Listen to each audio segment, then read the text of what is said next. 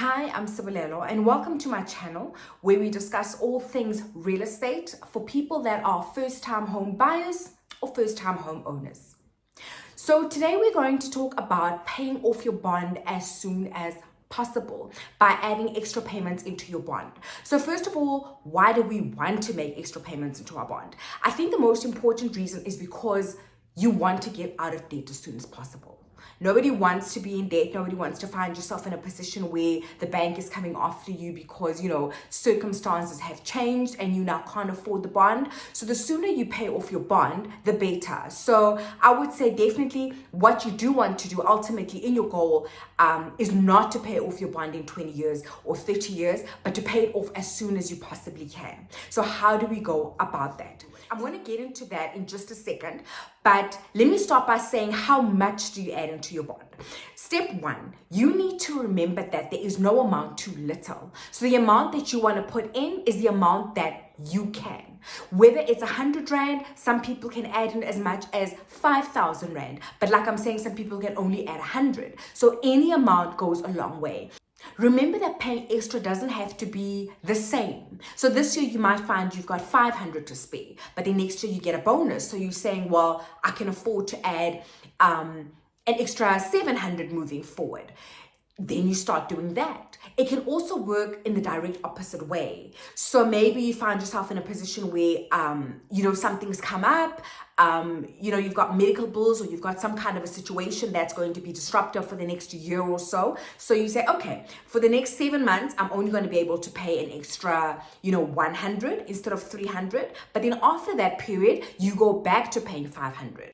Just remember that the amount that you contribute, the higher the amount, the more difference it's going to make towards you paying off the bond quicker. So in other words, if you are paying 100 Rand towards, say, a bond of 400,000, it's going to make a bigger impact than somebody who's paying 100 Rand towards a bond of 1.1 million. But trust me, any amount makes a big difference. The other option is to add in something whenever you get a little bit of extra money. So if you get a Christmas bonus, you might decide to take 1,000 Rand and put it towards your bond. Or if you get a tax return, you might say, 2,500 and add it onto that. The first thing you're going to see once you start adding payments towards your bond is nothing. Absolutely nothing.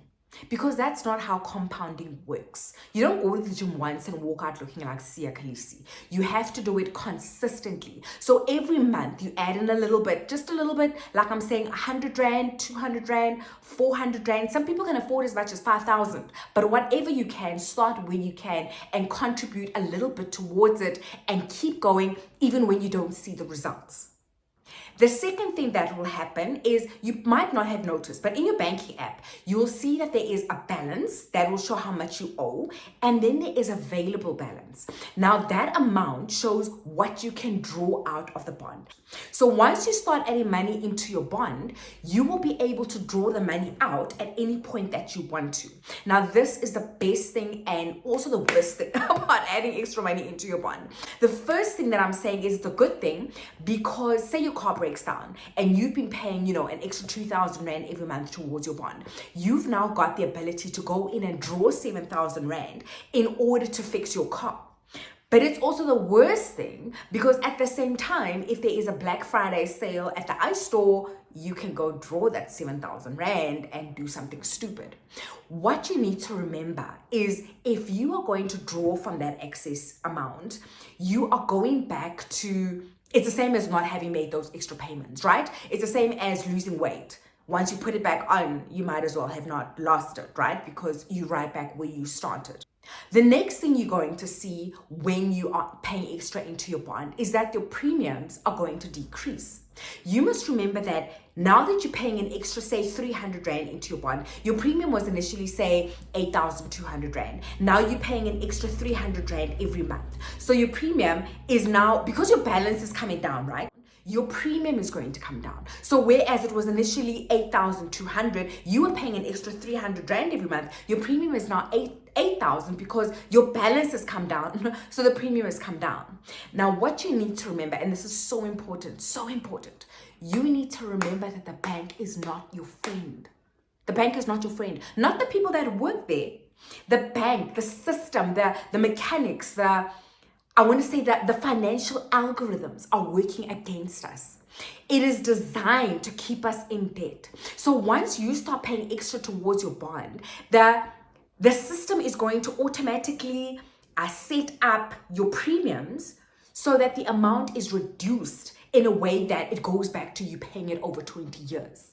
Instead of paying your 8,200, the premium comes down to 8,000 because you've been paying extra, right? So if you pay 8,000 every month, you're going to pay it over 20 years. So you're paying an extra 300 Rand. So now instead of paying that 8,200 plus 300, I hope this makes sense. Instead of paying 8,200 plus 300, you're now paying 300 on top of 8,000, right?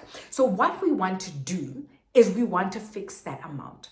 You go to the bank, and instead of having a debit order of 8,200 and then you add your 300 on top of it, what you do is you say, listen, I want a debit order of 8,500. No matter what happens to the interest rates, no matter what happens with, as your balance comes down, your bond repayments remain at 8,500 because that's what you can afford. So you might ask, do I need to notify the bank if I'm adding extra into my bond?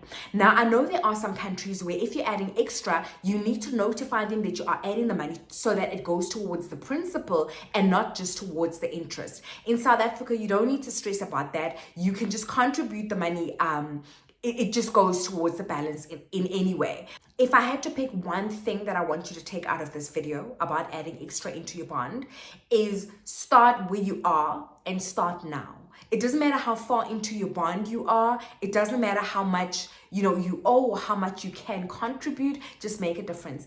Every little bit goes a long way towards paying off that bond. And like I'm saying, once you've got that money, that excess amount, try not to draw it out, because otherwise you're working against yourself. You're moving yourself backwards. You're working out and then, eating donuts afterwards. So once you put that money in there, keep it in there so you can pay off your bond quicker.